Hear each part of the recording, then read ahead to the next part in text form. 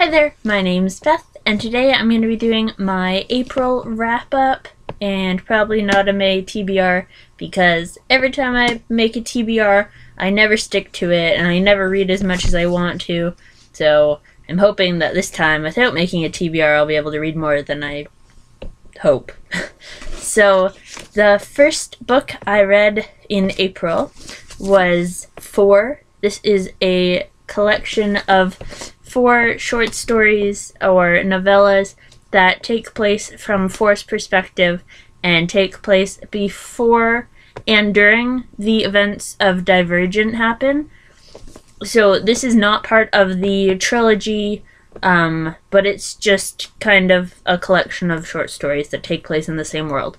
So yeah, it was really good. I gave this book 5 out of 5 stars, I believe.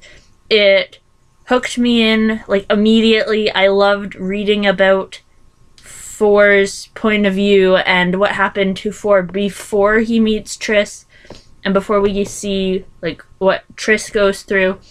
It just gives really in-depth look into the world of Divergent before Divergent.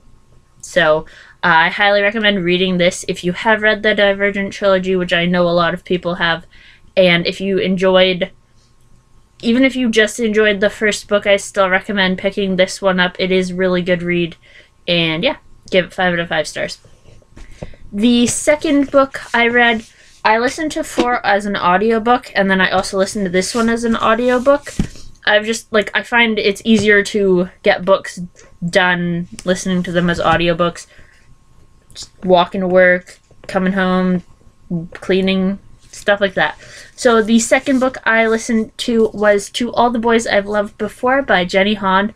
I loved this book so much. I'm not a huge fan of contemporary. I did kind of go into a contemporary kick this month, but I loved this book.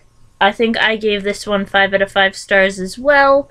The writing is so good. I kind of am thinking of picking up the Summer I Turned Pretty trilogy by Jenny Han as well, just because I really enjoyed her writing style, and I'm excited for the P.S. I Still Love You to come out, which comes out June 2nd, I believe.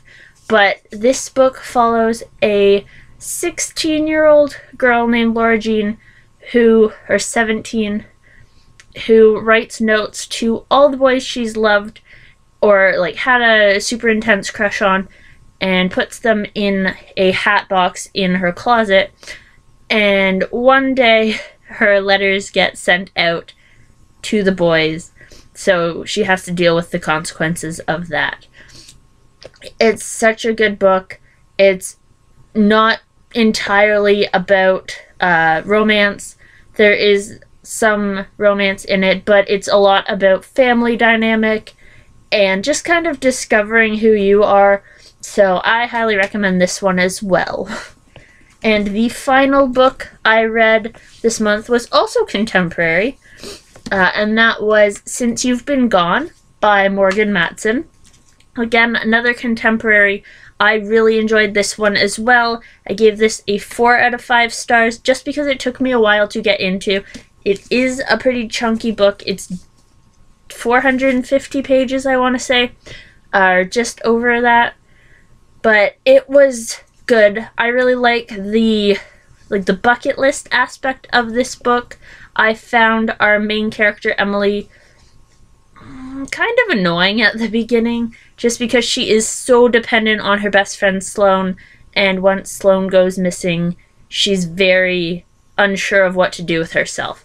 However, as the story goes on, we see Emily progress, and we see Emily kind of grow into herself, and I definitely liked that part of the book. The the list that Sloane sends Emily once she disappears, just watching her do all those challenges was such a good read, and I recommend this one as well if you really enjoy contemporary. If you are looking for just a fun summery read, now that it is getting warmer out, I definitely recommend this as well. But yes.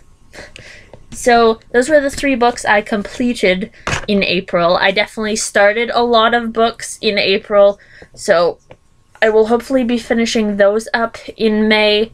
I intended to read like 9 books this month. I only got to 3 fully, but I am currently 5 books behind on my 60 book reading challenge for the year, so I really just need to buckle down and have a really good reading month one of these months.